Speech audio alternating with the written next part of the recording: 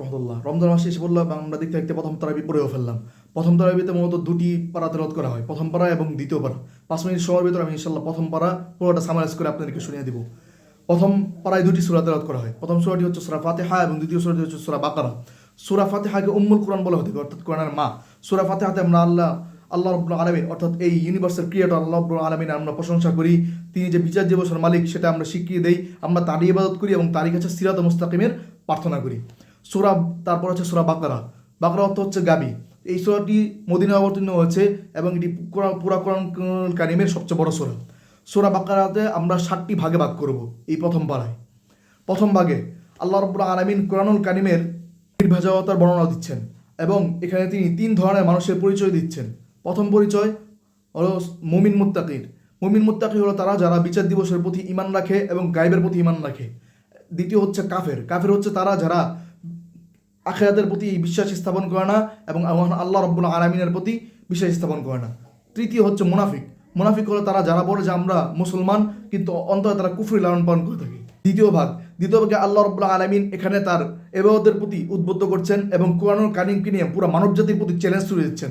আল্লাহ রাব্বুল আলামিন বলেন ইন কুনতুম ফি রাইবিম মিম্মা নাযালনা আলা আবদিনা ফাতু বিসূরাতিন মিন মিথলি। যদি তোমাদের মাঝে বিন্দুমাত্র সন্দেহ থাকে এই কোরআনুল কারীম নিয়ে, তাহলে তোমরা তার অনুরূপ কোনো সূরা এনে দেখো। বস্তু তারা কখনো কোশ্চিনকালে তার সফল হয়েছে না। যাই হোক, আল্লাহ রাব্বুল আলামিন অতঃপর 3 নম্বর ভাগে আল্লাহ রাব্বুল আলামিন এখানে তার প্রতিনিধিত্ব সৃষ্টি করা, মানবজাতি সৃষ্টি করা, আদম আলাইহিস সালামকে সৃষ্টি করা এবং মানবজাতি সৃষ্টির আকাঙ্ক্ষা ফেরেশতাদের সামনে তুলে ধরা এবং আদম আলাইহিস সালাম ও হাওয়া আলাইহিস সালামের ইবলিসের দুগায় পরে পদস্খলন আল্লাহ রাব্বুল আলামিন এখানে বর্ণনা করেন। 4 নম্বর ফেজ আল্লাহ রাব্বুল আলামিন এখানে বনী ইসরাঈলের ঘটনাবহ উল্লেখ করেন। বনী ইসরাঈলের নাজ নিয়ামত, তাদের অবাধ্যতা এবং তাদের আল্লাহ রাব্বুল আলামিনের কালিমাকে পরিবর্তন করে দেয়, এইসব বিষয় আল্লাহ রাব্বুল আলামিন এখানে তুলে ধরেন। বস্তুত আল্লাহ রাব্বুল আলামিন এই আলোচনাটি অনেক দীর্ঘ করেন এবং এখানে বিভিন্ন প্রকার ওয়াদা, নবীদের থেকে ওয়াদা, তাদের প্রতি থেকে ওয়াদা আল্লাহ রাব্বুল আলামিন এখানে উল্লেখ করেন। এখানে একটি প্রসিদ্ধ ঘটনা হচ্ছে মান্না সাল্লাহর ঘটনা। আল্লাহ রাব্বুল আলামিন বনী ইসরাঈলকে জান্নাতের খাবার মান্না ও সাল্লাহ প্রেরণ করতেন, কিন্তু তারা অবাধ্যতার কারণে আল্লাহ রাব্বুল আলামিন সেই নাজ নিয়ামত তাদের থেকে উঠিয়ে নেন। আল্লাহ রাব্বুল আলামিন তাদের অবাধ্যতা থেকে ফিরে আসার সুযোগ দিয়ে আল্লাহ রাব্বুল আলামিন তাদেরকে গাবি জবাই করার আদেশ দিলেন। বস্তুত তারা সেই গাবি নিয়েও গড়িমসি করতে লাগলো। তারা বলতে লাগলো যে তার রং কি, তা দেখতে কেমন এবং তার বৈশিষ্ট্য কি।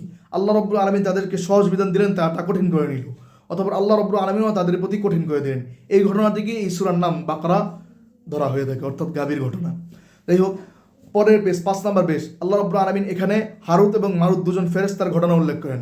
সুলাইমান আলাইহিস সালামের সময় যখন বাবিল শহর অর্থাৎ তৎকালীন ব্যাবিলন শহর যখন জাদু দিয়ে ছেয়ে গেল, তখন আল্লাহ রাব্বুল আলামিন মানবজাতিকে পরীক্ষা করার জন্য দুজন ফেরেশতা হারুত এবং মারুতকে প্রেরণ করলেন, যাতে করে মানবজাতিকে পরীক্ষা করতে পারেন। মানবজাতি সেই জাদু শিখে নিয়ে মানবজাতির অকল্যাণে ব্যবহার করতে লাগলো। এর জন্য আল্লাহ রাব্বুল আলামিন জাদুকে হারাম হিসেবে ঘোষণা করে দিলেন। 6 নম্বর ফেজ এখানে আল্লাহ রাব্বুল আলামিন বিভিন্ন ধর্মের কথা উল্লেখ করেছেন এবং তাদের একে অপরের প্রতি কাদা ছোড়াছুড়ির ঘটনা উল্লেখ করেছেন। আল্লাহ রাব্বুল আলামিন তাই তার রসুলকে সতর্ক করে দিয়ে বলেছেন যে হে আল্লাহ রসুল, আপনি যতই তাদেরকে খুশি করার চেষ্টা করেন, তারা ততক্ষণ পর্যন্ত খুশি হবেন না যতক্ষণ পর্যন্ত না আপনি তাদের ধর্ম অনুসরণ করেন। আল্লাহ রাব্বুল আলামিন 6 নম্বর চ্যাপ্টারে অর্থাৎ 6 নম্বর ভাগে আল্লাহ রাব্বুল আলামিন ইব্রাহিম আলাইহিস সালামের ত্যাগ, ইব্রাহিম ও ইসমাইল আলাইহিস সালামের কাবা ঘর নির্মাণ এবং আল্লাহ রাব্বুল আলামিন বাইতুল্লাহ শরীফের ঘটনাবহ এখানে উল্লেখ করেন। এবং আল্লাহ রাব্বুল আলামিন এখানে ইব্রাহিম আলাইহিস সালামের দুয়ার ফসল আল্লাহ রাব্বুল আলামিন আমাদেরকে জানিয়ে দেন।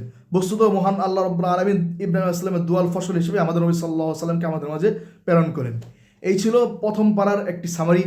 আমরা যদি এই 7টি ভাগকে সংক্ষিপ্তভাবে সামারাইজ করে ফিরি, তাহলে প্রথমটি হবে কোরআনুল কারীমের সত্যতা এবং 3টি জাতির পরিচয় আল্লাহ রাব্বুল আলামিন তুলে ধরা।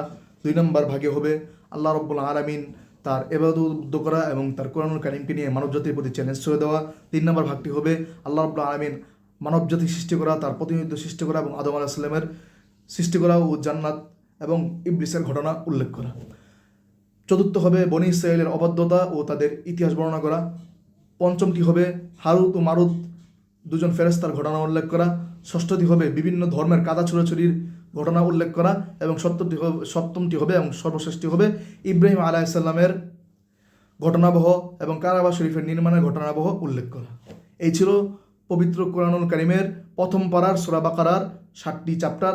আশা করি 7টি চ্যাপ্টারের সামারি। আশা করি আপনাদের ভালো লেগেছে। যদি ভালো লেগে থাকে তাহলে আপনারা কোরআনুল কারীমের কোনো একটি তাফসীর পড়বেন এবং বেশি বেশি কোরআনুল কারীম তেলাওয়াত করবেন। আসসালামু আলাইকুম।